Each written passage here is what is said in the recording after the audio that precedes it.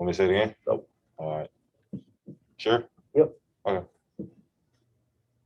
All right, we're gonna get Christoph. Christos. We're gonna get started with Ira Winterman. Oh. Sorry, Bam. Any game shows the toughness of a team. I would assume it would be one where the game is just won by pounding your way to the foul line. How important was it for you guys that this was going to be the kind of game, again, like Spo said, ground and pound, you and Jimmy just going to bull your way there, and even if the points came one at a time, so be it? Man, that was a great win. That's one of those wins where you just find something within yourself and just you gotta let that go. I feel like it was one of those things where everybody had to get uncomfortable at the end of the game to get a stop, rebound, and then going on the other hand, how to concentrate and make free throws.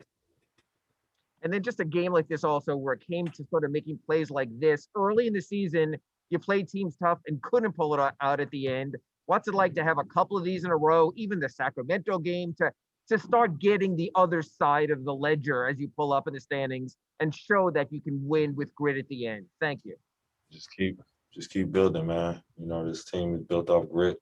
That's what we best our culture off of, winning games in the mud. And we've been winning them in the mud. All right, next up, we have Cooper Moorhead. Hey, Bam, and the offense has had its moments, the defense has had its moments. These last week or so, the home stretch, and then the one game up in New York, and then tonight, where do you think the team has made the most progress? Yeah, I would say overall, our turnovers are down. We get to the free throw line more. I would say the biggest thing is turnovers. That's the biggest thing for us because, if you turn the ball over, you can't get offense, and then they just get easy baskets because of transition. So I would say turning the ball over is our biggest thing you notice. How many turnovers do we have today as a team? 12. There you go. In the beginning of the season, it was 22. All right, next we have Christos Saltas. Hello, Bam. Congratulations on the win. Third straight win, second win in a closed game. What it means about your mentality and how big boost you get from that? Got grit. We're getting to that point where we can win close games, and we've been showing it. And we just got to keep chipping away to try to become like a perfect team to where we can play 48 minutes of Heat basketball the right way. All right, next up, we have Clay Ferraro. Hey, Bam, you have this gritty win, this intense win, and then you have this moment that kind of ended up lighthearted there where Jimmy's on the floor. It looks like he may be hurt, and then he's kind of peeking out over his eyes. And at what point did you know he was okay? And what did you think watching all that? Mo, he's a big kid. That's all I can say about that. That situation, he's just a big kid.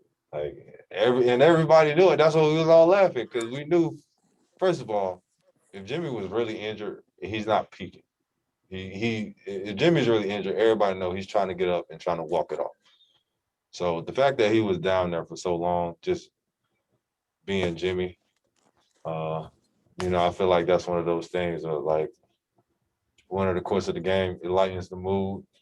Everybody gets a break, a mental break from being serious for like 30 seconds, and then we lock back in. Next, we have Tim Reynolds. Hey, Bam, I'm sorry. I missed the first however many questions you've answered. What are you doing, bro? I apologize. I'm working up here. I'm working. Like, did you have somebody else? Like, is that what you're telling me? I'm sorry? Were you interviewing somebody else, is what you're telling me? I may or may not have been listening to Derrick Rose. I apologize. Noted. My bad. Don't do that. The level of confidence you guys are going out on the road with now after winning these three, does it almost feel like night and day to where you guys were a couple weeks ago?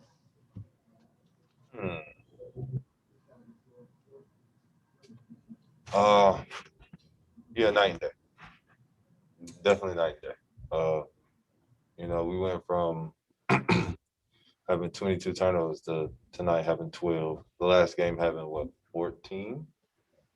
13, 14? So, in the beginning, like I said, we had 22 turnovers, and can't win like that. So for us to keep our turnovers down has been the best thing for us. When you got that jumper, I think the one that hit the back iron and then dropped, and you kind of like threw up your hand. Yeah, you did that. The stick-to-itiveness tonight wasn't easy by any stretch. What's that say about you guys, that there was a lot of fight, even when things weren't going great? There was a lot of fight. We got grit. We never give up. One thing about the guys in our locker room, man, we always try to give us a chance to win. And that's throughout the whole game. No matter if we're down 15, down 30, we still try to see light at the end of the tunnel, no matter how the game's going. So, we was down 12 and we still had that light at the end of the tunnel though. We can do this. We can get this win. Thank you. Next, we have Anthony Chang. Hey, Bam. I know it's not a surprise that obviously Jimmy's making a positive impact, but today he was a plus 25 and a 2-point win. How much different than the field when he was on the court? Sorry about that. And what went wrong when he wasn't on the court today? That's an all-star. That speaks for itself. Like I shouldn't have to explain that. It's an all-star over there. It's obviously going to be different when he's off the court and on the court. He's Jimmy Butler for a reason. Like, he's an all-star. Next, we have Mateo Mayorga. Hi, Bam. Recently, when asked about the All-Star game, LeBron, Kawhi, and Giannis seemed to have contempt for the idea of playing it this year. What are your thoughts on having the game this season? Thank you. It's up to the older players. I ain't got no say so. They ain't gonna listen to me. I'm a one-time all-star. They're gonna listen to the dudes with, the Jimmy Butlers, the LeBrons. My opinion don't matter. So let them handle that. Next, we have Andres Lopez. Thank you. Bam, I just want to start by saying that my question was very similar to that. I think your opinion does matter as someone who has been an all-star. But that being said, today you guys had a different rotation in terms of the starting lineup. We saw Kendrick Nunn join the starting lineup for tonight's game. Is it that you guys are still getting it together, trying to find what starting lineup works best? Or because of tonight's win, do you feel like this is really what clicked? And are you guys ready to hit the ground running with new starting lineups? Or are you still testing it out? What's it looking like for you guys? Man, I'm gonna be honest. That's above my pay grade. That's an Eric Spoelstra question. I can't control dudes' minutes. I can't control the starting lineup or the rotation. So, I'm just here trying to help get wins. That's about it. I can't really dictate the rotation. So, when has Spo done media already? Yep. Never mind that. I can ask him tomorrow for you.